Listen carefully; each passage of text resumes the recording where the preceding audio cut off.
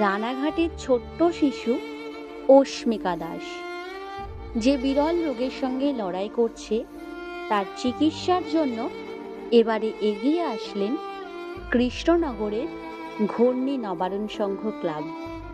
ওনারা জীবন ভাণ্ডারের মাধ্যমে এর আগেও 1,17,000 টাকা তুলে দিয়েছিলেন। আর এবারে কৃষ্ণনগরে অস্মিকার বাবা শুভদাকে ডেকে 70,000 টাকা তুলে দিলেন। পাশাপাশি আরও অনেক ক্লাব কৃষ্ণনগরের সকলেই ওই দিন উপস্থিত ছিলেন এবং সকলেই তাদের সামর্থ্য মতো সহযোগিতার হাত বাড়িয়ে দিয়েছেন। এক কথায় গোটা কৃষ্ণনগরবাসী ওই দিনকে সহযোগিতা তুলে দিয়েছেন শুভদার হাতে। একটাই কথা বলবো যে রানাঘাটের শিশুর জন্য রানাঘাটের মানুষ বা রানাঘাটের যে ক্লাবগুলো রয়েছে তারা যতটা না উদ্যোগ নিয়েছেন তার থেকে অনেক বেশি উদ্যোগ নিয়েছেন এই কৃষ্ণনগরবাসী। তাই কৃষ্ণনগরবাসীকে অসংখ্য ধন্যবাদ জানাই এবং তাদের কাছে আমরা ভীষণভাবে কৃতজ্ঞ।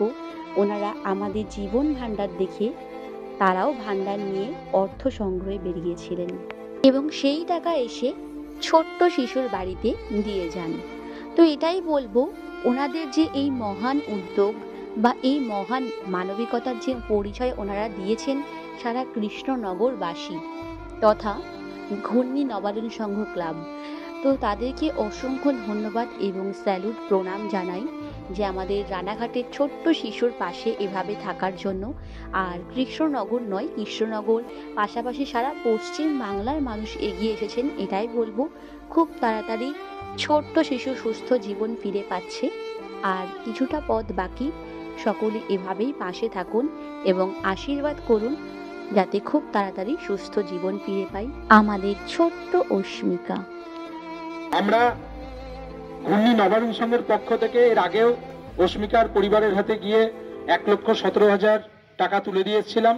আমরা পুনরায় এই শহরের রাস্তায় এই আপামর জনসাধারণের সাহায্য নিয়ে আমরা 70,012 টাকা আমরা অস্মিকার বাবার হাতে আমরা তুলে দিচ্ছি আজকে ঘূর্ণি নবারণ সংঘের পক্ষ থেকে, এবং ক্লাব সদস্য থেকে শুরু করে আপামর জনসাধারণ এই শহরের মানুষ সকলে মিলে সাহায্য করেছে অস্মিকাকে। সেই অর্থ আমরা 70,012 টাকা আমরা অস্মিকার বাবার হাতে আজকে আমরা পুনরায় তুলে দিচ্ছি। আপনি রাখুন, আমরা সর্বাঙ্গভাবে চেষ্টা করছি অস্মিকা সুস্থ হয়ে উঠুক এবং খুব শীঘ্রই সে আপনাদের মধ্যে হেসে খেলে আনন্দ করে বেড়াবে। এই শহরবাসী সকলে চাইছে এই একই প্রার্থনা। অসংখ্য ধন্যবাদ।